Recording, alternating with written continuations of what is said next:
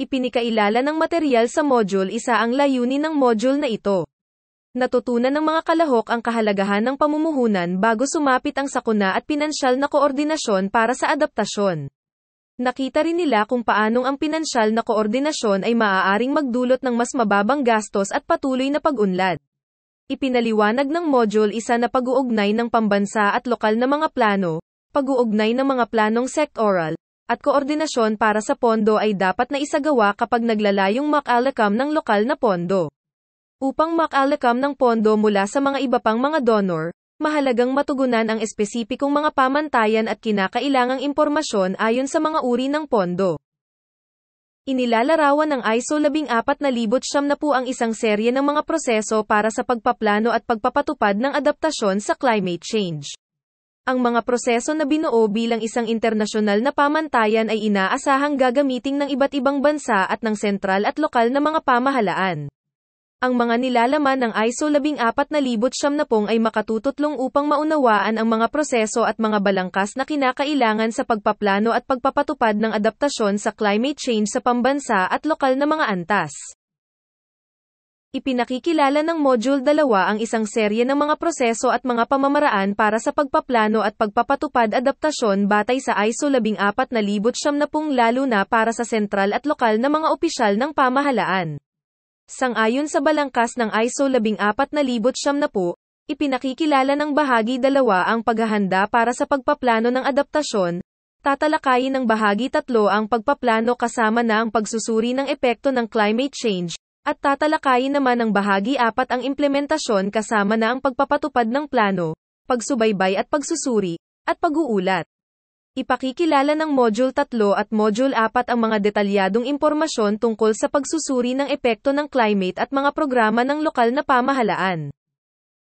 Inaasahan na mauunawaan ng mga kalahok ang mga nilalaman ng ISO 14090 at ang mga proseso at mga balangkas na may kaugnayan sa mga hakbang sa adaptasyon sa climate change. Kabilang na rin dito pagtukoy at pagkonsulta ng iba't ibang stakeholders sa pagpaplano at pagpapatupad ng kanilang sariling mga plano. Inaasahan din na ang mga kalahok ay magkakaroon ng saligang kaalaman na kailangan upang maunawaan ang susunod na module, ISO 14091 at ISO 14092.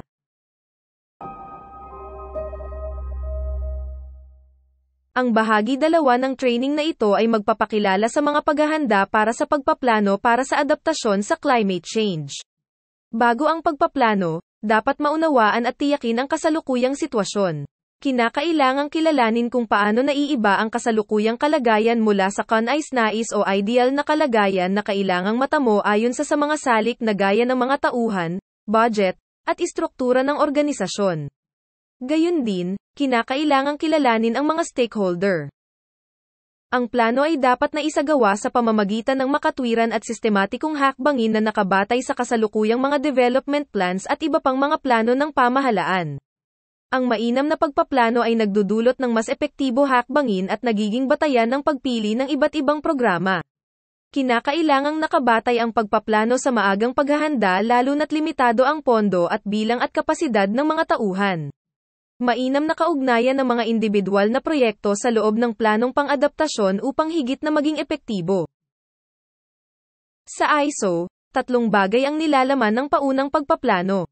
Ang pag-unawa ng mga kakayahan sa pagpapatupad, na binubuo ng kinakailangang liderato, mga tauhan, pondo, tungkulin, kaalaman, at panahon para sa pagpapatupad, at ang tugon ng organisasyon, na kinabibilangan ng mga hakbang sa pagdodokumento sa kapasidad at mga hakbangin sa implementasyon, pagbuo ng detalye ng programa o proyekto, at mga tauhan at pondo, at talaan ng mga stakeholder na kailangang konsultahin.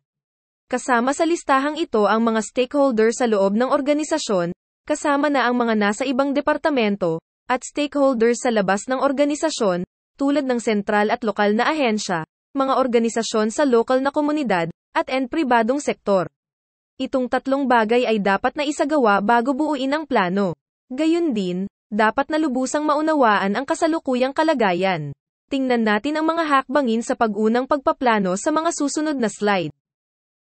Ang kakayahan sa pagpapatupad ay binubuo ng kinakailangang liderato, ang bilang ng mga tauhan at ang antas ng kanilang kaalaman, ang paghahati ng mga tungkulin at responsibilidad, at ang panahon ng pagpaplano at pagpapatupad nito.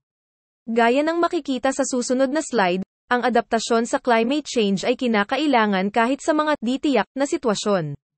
Kinakailangan ang mahusay na pamumuno sa pagpaplano. Ang pagpapasya sa oras ng pag-aanunsyo ng panukalang plano ay mahalaga rin para sa tagumpay ng implementasyon. Halimbawa, kung ang isang desisyon ay nakatakdang gawin ng COP o IPCC, ang nilalaman ng plano ay dapat batay sa nilalaman ng mga internasyonal na pasyang iyon. Sa gayon, maaaring sabihin na ang nilalaman ng mga programa ay naaayon sa talakayan sa antas ng internasyonal. Gaya ng tatalakayin sa susunod na slide sa listahan ng mga stakeholders, ang maagang pakikipag-ugnayan sa mga stakeholder at pagtukoy sa kanilang tungkulin ay magtutulong upang nahigit na maging epektibo ang plano. Masusuri natin ang kapasidad ng pagpapatupad sa pamamagitan ng pagkilatis sa kasalukuyang sitwasyon. Ang tugon ng organisasyon ay makukumpirma sa pamamagitan ng pagdodokumento sa kapasidad ng pagpapatupad na natukoy sa naunang slide, pagdodokumento sa mga inaasahang hakbangin para sa pagpaplano, paggawa detalye ng mga hakbangin, at pagtukoy sa mga tauhan, mga panlabas na eksperto, mga pondo para sa kaugnay na mga aktibidad, at iba pang mga bagay. Maaaring mahirap para sa mga tauhan sa loob ng isang organisasyon na gumawa ng angkop na mga pasya. Ang isang mahalagang punto na dapat tiyakin ay kung maaaring makipag-ugnayan sa unibersidad, institusyon sa pananaliksik, mga kumpanya na kumukonsulta, ATB. Para sa pagpaplano kung kinakailangan. Malawak ang mga isyong dulot ng climate change. Halos imposible para sa isang pangkat ng organisasyon na magplano para sa pangkalahatan. Ang pagpaplano ay dapat na gawin sa pakikipagtulungan sa maraming departamento sa loob ng organisasyon. Gayun din, kung matutukoy ang iba't ibang stakeholder sa labas ng organisasyon at makububuo ng plano batay sa kanilang mga intensyon, magiging mas madali ang pakikipag-ugnayan sa kanila dahilan upang mas maging epektibo ang mga programa. Isa pang mahalagang hakbang ay ang paunang pag-oorganisa at pagtala ng mga stakeholder. Gaya ng nabanggit na, kailangang maunawaan at masuri ang kasalukuyang sitwasyon ng kakayahan sa pagpapatupad, tugon ng organisasyon, at talaan ng mga stakeholder, at gamitin ang impormasyong ito sa pagbuo ng plano para sa adaptasyon.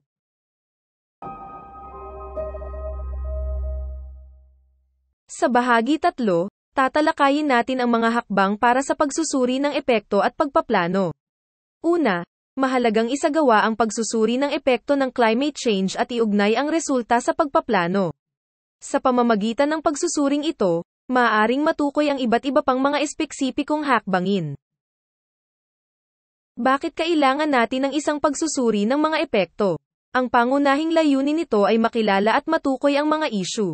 Ang pagsusuri ng mga epekto ay isang mahalagang hakbang para sa wastong pagkilala sa maraming isyung nasasangkot sa climate change. Ang isa pang layunin ng pagsusuring ito ay pagpili ng mga uunahing hakbang at paglalaan ng mga resource mula sa iba't ibang programa o proyektong maaring tumalakay sa isyu ng climate change at ang mga kaugnay na hakbanging kinakailangan. Maraming paraan ang maaring gamitin upang suruin ang mga epekto ng climate change. Sa pamamagitan ng pagsusuri epekto sa buhay ng tao, ekonomiya, kultura, ATB, maaaring pumili ng mga uunahing hakbangin. Ang mabisang pagsusuri ay maaaring gawin sa 3 hakbang, sa pamamagitan ng pagdaragdag ng mga salik bukod pa sa mga panukat o parameter sa klima, gaya ng pagpaplano, patakaran, at demograpiko, sa kasalukuyan at sa hinaharap na mga kalagayan ng klima ayon sa temperatura, pag-ulan, halumigmig, bilis ng hangin, direksyon ng hangin, at iba pa. Ito ay magagawa sa pamamagitan ng pagkumpara sa saklaw ng epekto, at sa pagpapatupad ng iba't ibang pamamaraan sa pagsusuri ng panganib at threshold analysis. Sa susunod na slide, ipapakilala ang mga bahagi ng pagsusuri sa panganib, threshold analysis, kakayahang pang-adaptasyon, panganib at oportunidad, at kawalang katiyakan. Maaaring sumangguni sa Module 3 para sa detalyadong paliwanag sa pagsusuri ng epekto ng climate change. Ang 3 bahagi ng pagsusuri ng panganib climate change ay ang vulnerability, exposure at hazard. Bagaman inilalarawan ng ISO 14090 ang pagsusuri sa panganib, pagsusuri ng vulnerability at threshold, ang pagsusuri ng panganib ay binubuo ng 3 bahagi kabilang ang vulnerability, exposure, at hazard. Ang mga bahaging ito ay malinaw ding inilarawan sa IPCCAR 5, at ipinaliliwanag dito sa module batay sa ideyang ito. Halimbawa, mas malaki ang panganib ng isang lugar na madalas daanan ng malalakas na bagyo, may maraming residenteng nakatira malapit sa pampang o sa mga mabababang lugar at hindi ganoon kaunlad ang mga infrastruktura gaya ng mga dike. Dahil maaaring iba-iba ang problemang dulot ng bawat sakuna gaya bagyo, tagtuyot, at tropikal na mga impeksyon, kinakailangan ang masusing pagsusuri at matukoy ang mga pangunahing panganib. May mga paraan din para malaman ang mga panganib mula sa mga projection, gaya ng ipaliliwanag mamaya sa Module 3. Bilang isang paraan ng pagsusuri sa epekto, ang threshold analysis ay maaaring gamitin kapag walang makukuhang impormasyon sa siyensya o datos. Ang threshold ay tumutukoy sa punto kung saan nahihigitan ang kapasidad ng isang sistema. Kapag nalampasan puntong ito na siyang tinatawag na limitasyon, lumalaki ang posibilidad ng malawakang pinsala. Ang pamamaraang ito ay magagamit upang suriin ang mga prioridad at unahin ang mga hakbang batay sa pagkakasunod-sunod ng mga isyu sa paglampas ng limitasyon. Sa pagsusuri sa epekto ng climate change, mahalaga na maunawaan ang kasalukuyang kakayahan sa adaptasyon. Kailangan ng pondo para sa pagpapatupad ng mga programa. Kalakip ng mabisang paggamait ng limitadong pondo ang paglalaan para sa mga ekspertong nangangasiwa sa mga pagsusuri ng epekto. Ang mga tauhan ay tumutuko sa mga empleyadong may kakayahang magpatupad ng mga hakbangin para sa adaptasyon. Kabilang dito ang mga taong may kasanayan sa adaptasyon at sa pagsusuri ng epekto sa mga larangang gaya ng pangangasiwa sa sakuna at agrikultura, gayon din ang mga taong may kakayahang pangasiwaan ang mga eksperto sa labas ng organisasyon. Ang kakayahang teknikal ay tumutukoy sa mga teknolohiyang tumutulong sa adaptasyon. Kabilang dito ang mga pamamaraan sa pagpredict ng klima, mga hazard model sa bawat uri ng sakuna, at mga model para sa pagsusuri ng mga epekto sa bawat partikular na issue sa isang sektor. Ang kakayahan ng organisasyon ay tumutukoy sa kapasidad na manatiling epektibo sa kabila ng pagbabago sa mga tauhan. Ang kakayahan ng organisasyon ay nakakamit kapag ang pamamahala ay gumagana ng wasto, may pamumuno sa loob ng organisasyon, at ang organisasyon ay may kakayahang gumawa ng mga hakbang sa adaptasyon. Ang kakayahang pang-adaptasyon ay hindi lamang ang panandali ang kakayahang umangkop, kundi pati na rin ang pangmatagalang mga hakbang batay sa paghahanda sa mga bagay na may kawalang katiyakan. Ang pagsusuri sa epekto ng climate change ay maaaring gawin para sa parehong positibo at negatibong salik. Ang kape ay isang halimbawa na nagpapakita ng parehong negatibo at positibong mga salik. Climate change ang sanhi ng pagbaba ng produksyon at kalidad ng balatong ng kape, at inaasahang lalala pa sa hinaharap. Ang bilang ng mga matataas na lugar na mainam sa kahin ang Arabica ay inaasahang mababawasan ng kalahati pagsapit ng 2050. Kasabay nito, ang mga lugar na angkop para sa pagtatanim ng kape ay lumalawak ng 25 degrees sa timog at 25 degrees naman sa hilaga sa ibayo ng equator, na magdudulot ng pagdami ng mga lugar na mainam pagtamnam ng kape. Bukod sa kape, binabago rin ng pagbabago sa klima ang mainam na lugar na taniman para sa pangunahing mga pagkain gaya ng bigas at trigo. Gaya ng ipinakita sa itaas, maraming halimbawa kung paano lumilikha ng mga panganib at oportunidad ang climate change. Sa Japan, ang pagtatanim ng tropikal na mga prutas gaya ng mangga at lychees, dalawang espesyalidad sa tropiko, ay dumarami nitong nakalipas na mga taon. Ang mangga ng Japan at mga lychee ay nakikilala bilang bagong espesyal na mga produkto at nagdudulot ng mga pakinabang sa ekonomiya. Sa sektor ng agrikultura, may mga programa sa buong daigdig upang bawasan ang negatibong mga epekto ng pagbabago ng klima at gawing positibo ang mga pinsalang iyon sa pamamagitan ng pagbabago ng mga pamamaraan sa pagtatanim, pagpapabuti ng mga uring hindi gaanong apektado ng climate change, at iba pa. Bukod pa dito, ang mga serbisyo sa insurance na may kaugnayan sa climate change ay binubuo ng industriyang pampinansyal. Halimbawa, ang mga kumpanya ng insurance ay mayroon serbisyo kung saan paglabas ng insurance ay nakabatay sa mga panukat sa klima gaya ng temperatura, pag-ulan, at bilis ng hangin. Ang insurance para sa weather index ay ibinibigay sa mga mauunlad at mahihirap na bansa. Gaya ng ipinakikita sa mga halimbawang ito, nagkakaroon ng bagong mga oportunidad sa negosyo bunga climate change.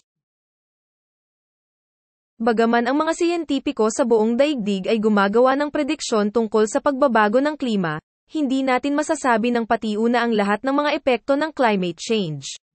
Kailangang malaman natin na laging may di katiyakan. Dahil sa di katiyakang ito, madalas na nagiging problematiko ang paggawa ng mga plano at hakbangin para sa adaptasyon. Kailangan nating gumawa ng mga desisyon sang-ayon sa resulta ng pagsusuri ng epekto ng climate change sa pagpaplano. Batay sa mga paghahanda sa hakbang 1 at sa pagsusuri ng epekto sa hakbang 2, bubuo tayo ng isang plano para sa updatation sa climate change. Tatalakayin dito ang mga bagay na dapat ay lakip sa plano ng adaptasyon. Ang terminong plano rito ay hindi tumutukoy sa mga plano para sa individual na mga proyekto, kundi sa kabuoang plano ng organisasyon gaya ng pamahalaang lokal hinggil sa climate change. Kasama rin dito ang mga planong nakapaloob sa mga pambansa, pangrehiyong street sectoral na development plans.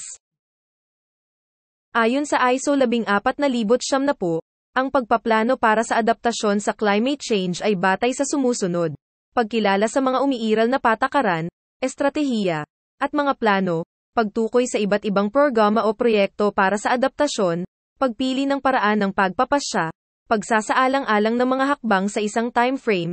Ipinapakita ng sumusunod na slide ang nilalaman ng proseso ng pagpaplano.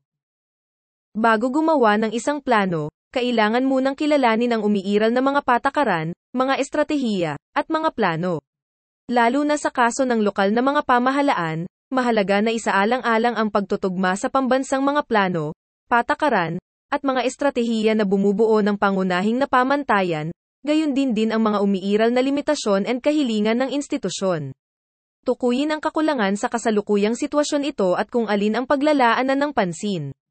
Tandaan din na ang umiiral na mga patakaran ay dapat nakayon ng pinaplanong gawin, iba pang patakaran at estratehiya ng organisasyon, pambansa, rehiyonal, at lokal na mga plano ng adaptasyon, mga patakaran, at mga estratehiya, pambansang mga batas at lokal na mga ordinansa, pambansang mga plano sa adaptasyon, mga international framework tulad ng mga UNFCCC at SDGs.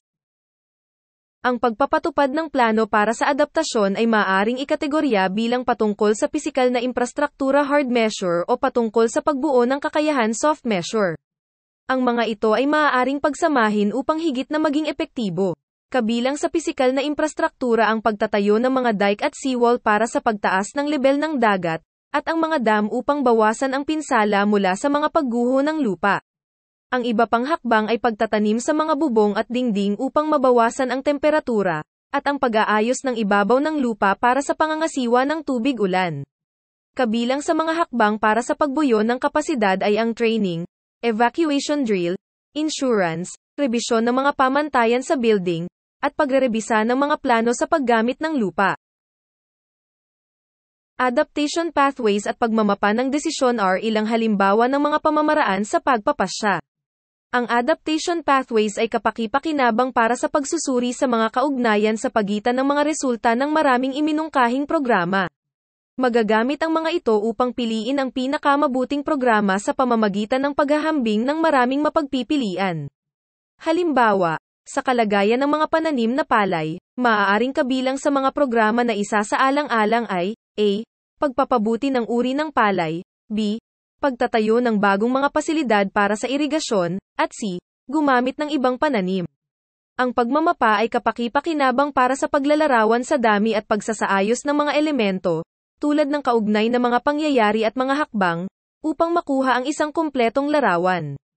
Halimbawa, sa kaso ng pagtatanim ng gulay sa panahon ng tagtuyot, inilalarawan ng mga mapang ukol sa pagsalin ng tubig mula sa mga industrial na pasilidad upang makakuha ng tubig para sa agrikultura, pagbili ng mga suplementong bitamina upang maiwasan ang paglala ng kalusugan ng populasyon dahil sa kakulangan ng gulay, o pagkuha ng karagdagang kita sa pamamagitan ng pagpaparente ng makinarya sa agrikultura sa ibang mga lugar bilang pagtugon sa pagbaba ng operasyon nito, ay maaaring magpakita ng kaugnayan sa kasalukuyan sitwasyon at mga nais na hakbangin.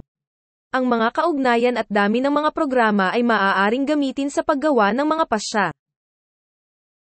Ang pagsusuri sa gastos at benepisyo ay isa ring kapaki-pakinabang na paraan sa pagbuo ng plano para sa adaptasyon. Ang budget ay kailangan upang gumawa ng mga hakbang, at ang mga hakbang na higit pa sa budget ay hindi maaaring gawin. Sa pamamaraang ito, sinusuri sa halaga ng gastos ang bisa ng mga hakbang sa halaga ng salapi, sinusuri ang halaga ng mga hakbang at ang benepisyo mula rito, at tumutulong upang piliin ang pinakamabisang hakbang para sa adaptasyon. Maraming iba't ibang uri ng pagsusuri batay sa maraming pamtayan, subalit sa pangkalahatan, ipinakikilala ng pagsusuri ang pangunahing mga kasangkot, pati na ang mga gumagawa ng pasya, ang saklaw ng pagsusuri, at itinatala ang iba't ibang hakbang. Pagkatapos, pinipili ng pagsusuri ang mabisang hakbang mula sa maraming hakbang sa pamamagitan ng pagtatakda ng mga layunin at pamantayan para sa bawat alternatibo, paglalagay ng mga timbang para sa bawat pamantayan at scoring. Bawat pamamaraan ay may kani-kanyang katangian. Pumili ng pamamaraan sa pagpapasya at gamitin ito sa paggawa ng mga desisyon matapos makipag-usap sa mga eksperto at kaugnay na mga partido. Ayon sa ISO, ang maikling panahon o short term ay mas maikli sa 10 taon, ang katamtamang panahon o medium term ay 10 hanggang 20 taon, at ang pangmatagalan o long term ay 21 taon o higit pa. Ang short term ay batay sa mga hakbang na nagamit na sa mga nakaraang sitwasyon. Ang mga pamamaraang hanggang pangmatagalan o medium to long term ay batay sa mga teorya at mga hakbang upang harapin ang mga isyu na may kasamang di katiyakan, ayon sa mga pagsusuri sa epekto na isinasaalang-alang ang mga posibleng mangyari sa hinaharap at nangangailan ng mga dalubhasa. Halimbawa, sa kaso ng pagbaha sa ilog, kasali sa short-term na mga hakbang ang pagtatayo isang early warning system upang matiyak ang payo sa paglikas at mga tagubilin para sa mga residente sa inaasahang babahaing lugar.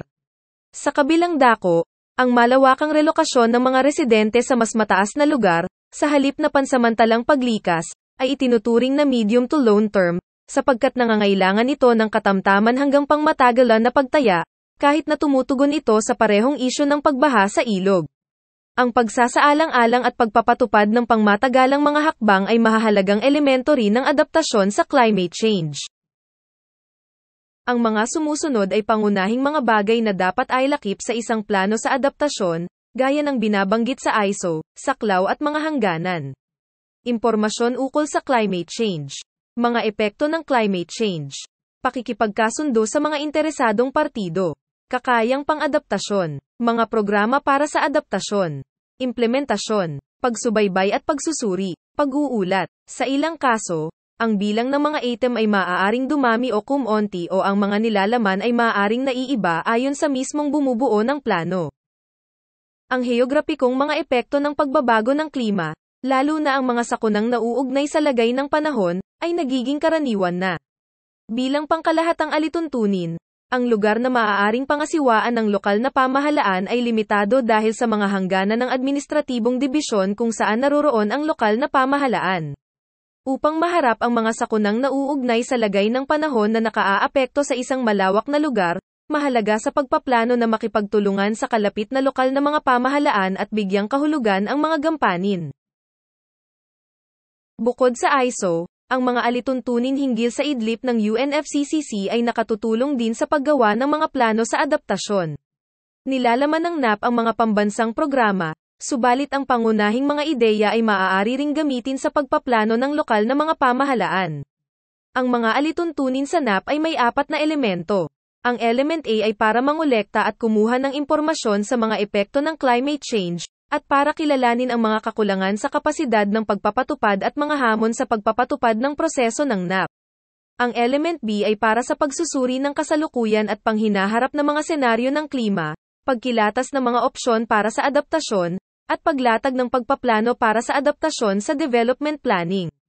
Ang Element C ay para sa pagprioritisa ng climate change sa mga pambansang plano, pagpapaunlad ng pangmatagalang mga estratehiya sa adaptasyon, pagpapatibay ng kakayahan para sa pagpaplano at pagpapatupad, at pagtataguyod ng koordinasyon sa mga multilateral environmental agreement. Tinatalakay ng Element D ang pagsubaybay at pag-review ng proseso ng NAP, patuloy na pag-update ng NAP, outreach, at pag-uulat. Mahalaga na sundin ang mga alituntunin ng ISO at NAP at itugma sa sariling sitwasyon, halimbawa, sa pamamagitan ng pagtanggi o pagpili kung kinakailangan. Sa bahagi 3 ay ipinakilala ang hakbang 2, pagsusuri ng epekto, at hakbang 3, pagpaplano. Ipinakilala rin ang mga pamamaraan at uri ng pagsusuri sa panganib, ang kahalagahan ng pag-unawa sa mga panganib at oportunidad, at ang kahalagahan ng pagsasaalang-alang sa mga posibleng hakbangin pagkatapos kilalanin ang mga di-katiyakan. Tintalakay din ang mga sumusunod na paraan sa pagpaplano, pagkilala ng mga umiiral na patakaran, estratehiya, at mga plano, pag-unawa sa mga opsyon sa adaptasyon, pagpili ng isang paraan ng pagpapasya, at pagsusuri ng mga hakbangin para sa short, medium at long term. Ang bahagi 4 na ay nagtutuon ng pansin sa hakbang 4, implementasyon ng plano para sa adaptasyon, hakbang 5, pagsubaybay at pagsusuri, at hakbang 6, pag-uulat, gaya ng inilarawan sa ISO 14070. Ang bahagi 4 na ay nagpapakilala sa pagpapatupad ng plano, at ano ang dapat na ailakip sa pagsubaybay at pag-uulat sa kasagsagan at pagkatapos ng implementasyon. Sa pamamagitan ng pagpapatupad ng mga aktibidad alinsunod sa binuong plano, makatutulong na bawasan ang mga panganib dulot ng climate change na kasulukuyang hinaharap o maaaring harapin. Mahalagang ipakita ang pangunguna at determinasyon ng pinuno at mga ehekutibo ng organisasyon sa pagpapatupad ng plano sa isang di-tiyak na kinabukasan. Kailangan din na may pananagutan sa implementasyon. Kaakibat nito, mahalagang tuparin ang mga sumusunod na responsibilidad, pananagutan para sa pagiging epektibo ng adaptasyon, paglilinaw sa patakaran at mga layunin ng mga programa sa adaptasyon at paglatag ng estratehikong direksyon ng organisasyon, pag-aayos ng mga kinakailangang mapagkukunan o resources, pag-uugnay ng plano para sa adaptasyon sa umiiral ng mga inisyatibo, tuloy-tuloy na pagpapabuti. Gagawing mas naepektibo ang plano ng mga hakbanging ito. Sa pagpapatupad ng plano na binuo sa naunang hakbang, kakailanganin na maghanda ng iba't ibang mga plano sa pagpapatupad. Upang maisagawa ang mga pagkilos na binanggit sa plano, dapat na nakadetalye ang input at output ng mga proseso. Dapat din itong tiyakin ang maaaring balakid sa pagpapatupad ng plano at ang mga hakbang upang asikasuhin ito, gaya ng mga pagbabagong gagawin kapag kinilala ang bagong mga tuklas o mga kalagayan. Sa isang kanais-nais na sitwasyon, dapat munang gumawa ng isang plano sa adaptasyon, at pagkatapos ay dapat na gawin ang mga plano sa pagpapatupad batay sa nilalaman ng plano sa adaptasyon. Gayunman, maaaring may mga kaso na, kung saan nakagawa na ng kaugnay na mga plano. Sa ganitong sitwasyon, kinakailangang ipaloob ang adaptasyon sa planong ito upang maiugnay ito sa pagpapatupad ng espesipikong mga hakbang para sa adaptasyon. Sa paggawa ng isang plano sa pagpapatupad, ang mga sumusunod ay dapat natiyakin, ang angkop na resources at kakayahan ng organisasyon na ipatupad ang mga programa sa adaptasyon ay kailangang naririyan, ang proseso ng adaptasyon ay iniuugnay sa mga patakaran, mga estratehiya, at pang-araw-araw na mga gawain ng organisasyon, malinaw sa istruktura ng organisasyon ang mga responsibilidad at tungkulin kaugnay ng adaptasyon, mayroong proseso para sa pag-a-update ng plano ng implementasyon upang ipakita ang mga karanasang natamo sa panahon ng proseso ng pagpapatupad, pinapanatili ang napapanahong pakikipag-ugnayan sa mga stakeholder, mahalaga ring subaybayan ang proseso ng implementasyon, bumuo ng mga panukat upang tingnan ang pag-usad ng plano, at maging handa na magpatupad ng pagbabago. Subaybayan ang pagpapatupad ng plano habang ito ay nagpapatuloy at maging handa na baguhin ang anumang jakbang base sa estado ng implementasyon. Mahirap alamin ang mga pangmatagalang epekto ng adaptasyon dahil sa dami ng mga salik na maaaring makaapekto sa climate change lalo pat maraming mga bagay ang ditiyak. Dapat suriin ang estado ng pagpapatupad ng plano, ang pagiging mabisa ng mga hakbangin, at ang pagiging matipid. Kung may mga pagkaantala, kailangang punan ang mga ito. Kung ang resulta ay hindi gaya ng inaasahan, kinakailangang muling suruin ang pamamaraan. Mahalaga ang pagsubaybay at pagsusuri sa pagkilatis ng progreso sa mahabang panahon. Dapat natiyakin na sa kabila ng pinsalang dulot ng mga sakuna, ang pagpapatupad ng plano sa adaptasyon ay humantong sa pagpapatupad ng mga hakbang sa pagpapababa ng pinsala at sa pagtataguyod ng pag-unlad ng rehiyon. Mahalaga rin na ang kaugnay na impormasyon ay patuloy na nakukuha at iniingatan masukat ang pagiging epektibo ng mga plano kumpara sa hindi pagpapatupad nito. Mainam na maging quantitative, solid na qualitative, at objektibo ang mga pagsusuri. Ang mga panukat na gagamitin sa pagsubaybay at pagsusuri sang-ayon sa ISO ay ang mga sumusunod: mga input at output para sa pagpapatupad ng plano, mga tauhan at pondo para sa pagpapatupad ng plano, tugon at kakayahang pang-adaptasyon ng organisasyon. Magiging mas kapani-paniwala kung gagamit ng maramihang quantitative na pagsusuri hanggat maaari. Magagawa ito sa pamamagitan ng pagsusuri gamit ang Key Performance Indicators o KPI. Karagdagan pa, mahalaga na ang ginamit na mga panukat ay masusukat sa maikling panahon habang iniuugnay sa pangmatagalang mga resulta at may kukumpara sa isa't isa nang sa gayon ay mapagbuti ang mga hakbangin. Ang pagpapatupad ng plano ay masusukat sa pamamagitan ng paghahambing sa mga resulta sa isang baseline. Ang pag-uulat sa mga resulta at estado ng pagpapatupad ng Climate Change Adaptation Plan at pakikipag-ugnayan sa mga stakeholders ay mahahalagang proseso lalo na sa pagpapabuti ng mga hakbangin. Ang mga resulta ng implementasyon ng proyekto ay titipunin para isang ulat, makatutulong sa pagsusuri ng progreso kumpara sa unang mga layunin at issue. Sa paghahanda ng report at pag-uulat sa mga stakeholder, mahalaga na magbigay ng totoo at mapagkakatiwalaang paglalarawan. Halimbawa, ang mga pinagmumula ng iba't ibang impormasyong iniulat ay dapat na malinaw, iwasang magbigay ng nakakalitong impormasyon. Halimbawa, ang mga lindol at pagsabog ng bulkan ay hindi dahil climate change, itoon ang mga paglalarawan sa mga proyektong na may kaugnayan sa adaptasyon sa climate change. Halimbawa, dapat na magkaroon ng malinaw na pagkakaiba sa pagitan ng mga hakbang sa adaptasyon at ng mga iba pang mga usapin ukol sa pag-unlad, magsama ng qualitative o quantitative na impormasyon tungkol sa di-katiyakan. Sa halip na malalabong pangungusap, gaya ng, ang malaking pinsala na dala ng climate change ay darami sa hinaharap, magbigay ng espesipikong impormasyon. Mas mainam na sabihing, ayon sa impormasyon sa IPCC 5th Assessment Report, ang level ng karagatan sa Rehiyon A ay inaasahang tataas ng 20 hanggang 30 cm sa 2050 kung ihahambing sa 2020.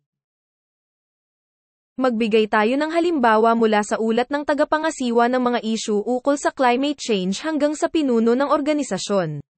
Buuin ang ulat na ito ayon sa sumusunod na paraan, kasama ang sumusunod na nilalaman, na naglalayong makakuha ng budget para sa susunod na taon, maging komprehensibo at madaling maintindihan, tukuyin ang mga malaki at mahalagang epekto at oportunidad na dulot ng climate change, kilalanin ang mga pamamaraang ginagamit upang tugunan ang epekto at oportunidad na ito, bigyang katwiran ang mga programang napili, at ipaliwanag ang mga alternatibong isinaalang-alang, ipaliwanag ang plano at mga resulta ng pagsubaybay at pagsusuri.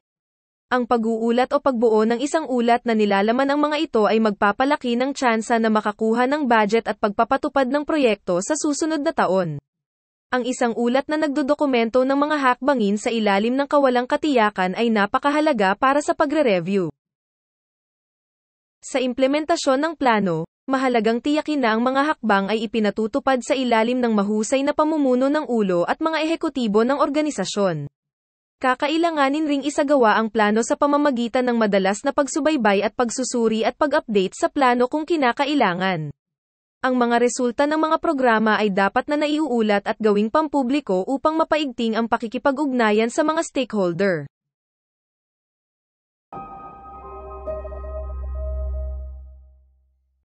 Tinalakay natin ang serye ng mga hakbang para sa pagpaplano at pagpapatupad ng adaptasyon batay sa ISO. Sa bahagi 5, bilang paglalagom, ay review natin ang bawat hakbang sa pamamagitan ng pagkonsulta sa halimbawa ng mga inisyatibo ng Japan, lalo na yaong sa sentral na pamahalaan.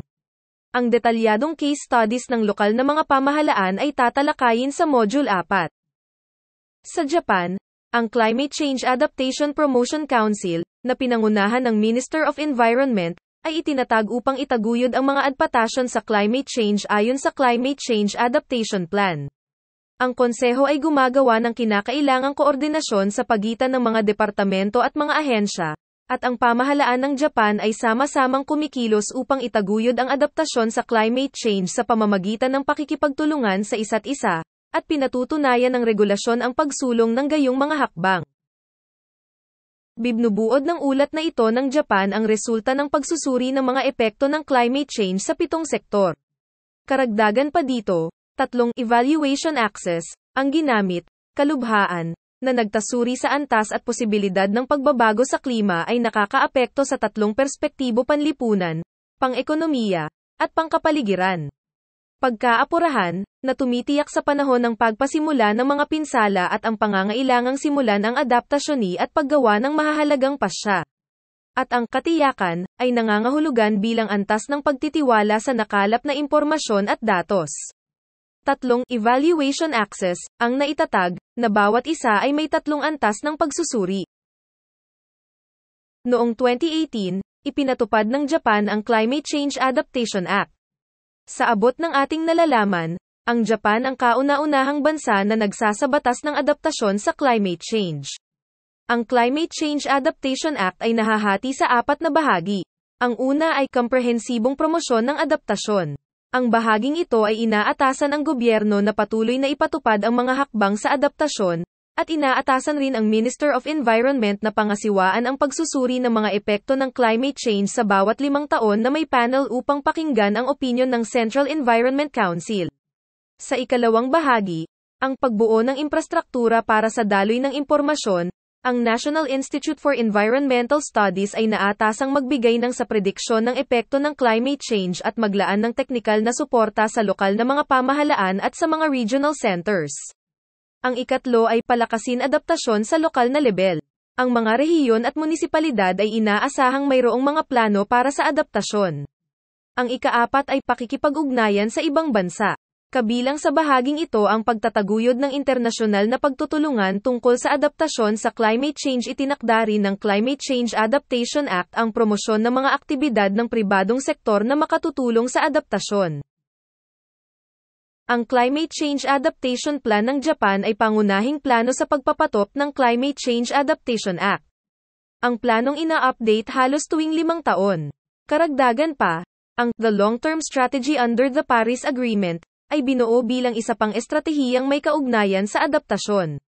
Sa estratehiyang ito, kabilang dito ang enhancement of an integrated approach in building a resilient society to adapt to climate change. Upang masubaybayan ang estado ng pagpapatupad ng adaptation plan sa Japan, may mga itinakdang panukat upang maunawaan ang estado ng karamihan sa 364 na mga proyekto sa lahat ng 58 pangkat ng panukat na sumasaklaw sa 7 sektor ng adaptation plan, at ang progreso ng implementasyon ay maaaring makita. Ang bawat departamento at ahensyang nangangasiwa ay gumagawa ng isang individual ulat para sa bawat programa, sinusuri ang katayuan ng pagpapatupad, at tinitipon at inilalathala ang mga ito sa isang report. Ang Climate Change Adaptation Information Platform ay nilikha at pinatatakbo bilang isang information platform upang magbigay impormasyon na makatutulong sa pagbuo ng mga programang naglalayong bawasan at iwasan ang mga negatibong epekto ng climate change, at sa pagtayo ng isang lipunan na pinapagyabong ang mga positibong epekto.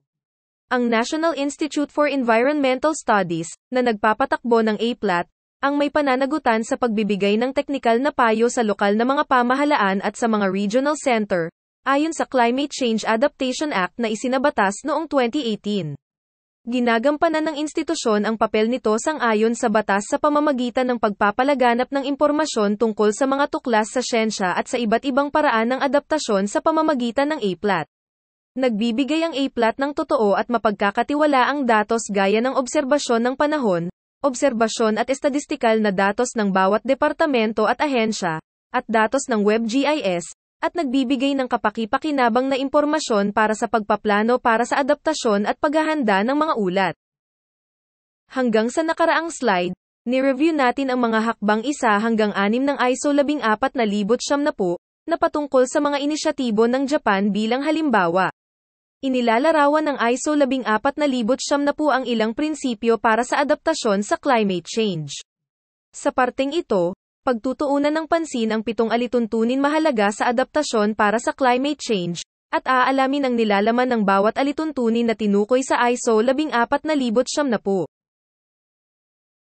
Kailangan planuhin at ipatupad ang mga hakbang na sustainable upang talakayin ang climate change, isang isyu na haharapin maging ng mga susunod na henerasyon.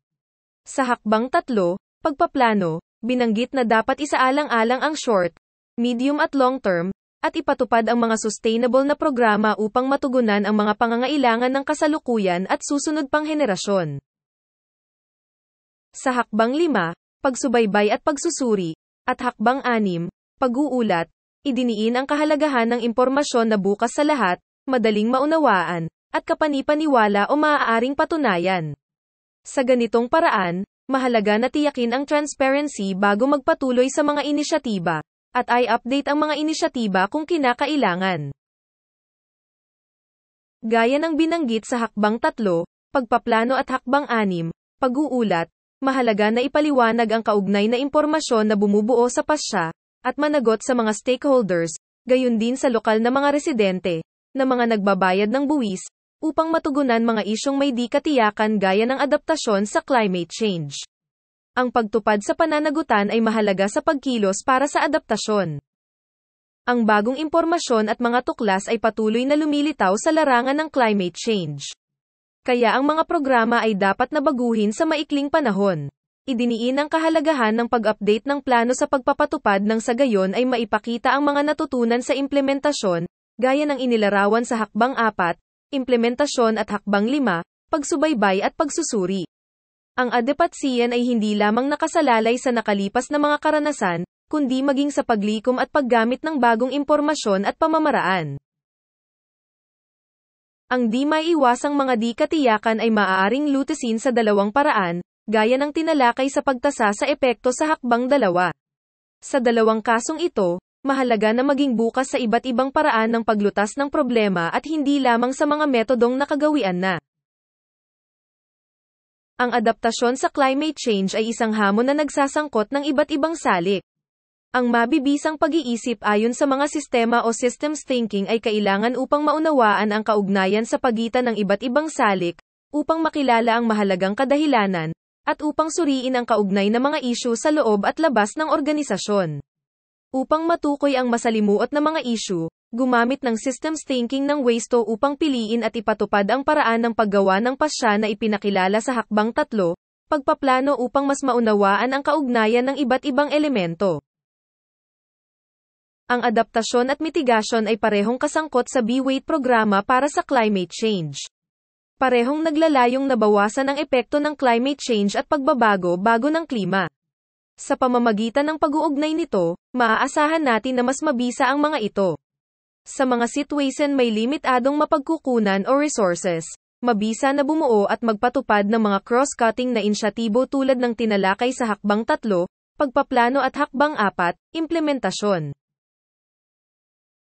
Sa module na ito, ipinakilala ang serye ng mga hakbang para sa adaptasyon sa climate change batay sa ISO 14070 na nahahati sa 3 bahagi, paghahanda, pagpaplano at pagpapatupad. Ang bawat hakbang na ito ay mahalaga para sa epektibong adaptasyon sa climate change. Ang kabataran sa kaugnayan ng mga proseso ay mahalaga sa pagpapatuloy sa bawat hakbang.